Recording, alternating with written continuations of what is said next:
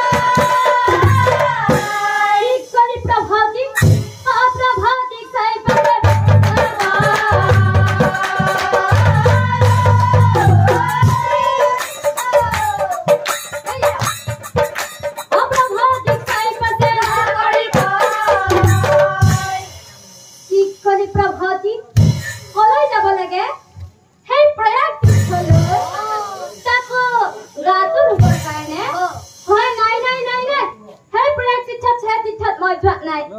কাৰণ তাত গ'লে বহুজন ভিক্ষাৰী আৰু বহুজন সন্যাসীক লগ পাম সেইবিলাকক লগ পোৱা মানে খৰচ খৰচ গাটো ধোৱাৰ নামত মই খৰচ কৰিম সেই টেনচন লৈ বোলে মই তীৰ্থত যোৱা নাই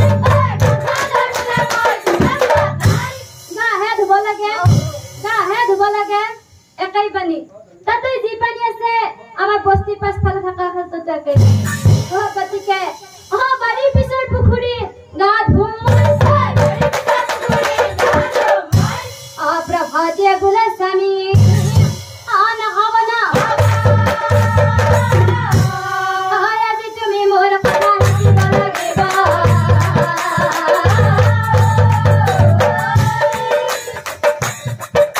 आया जी तुम्हें मोर कथा नहीं बोलोगे बा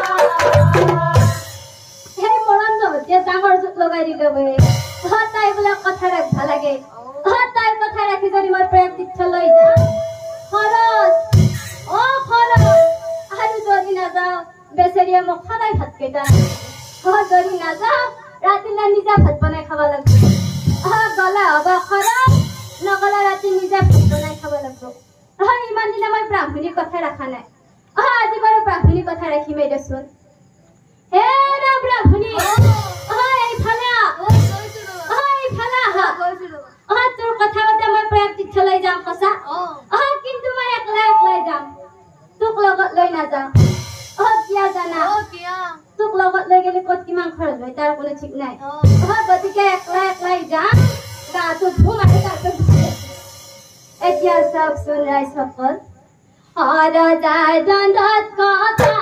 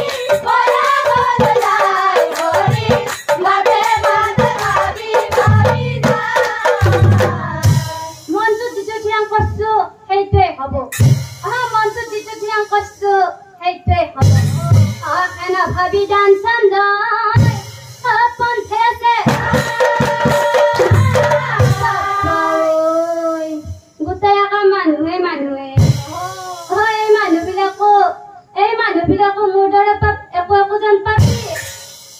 ভালে হ'ল আজি পাপি লগ হৈ ভালকে গাটো ধুই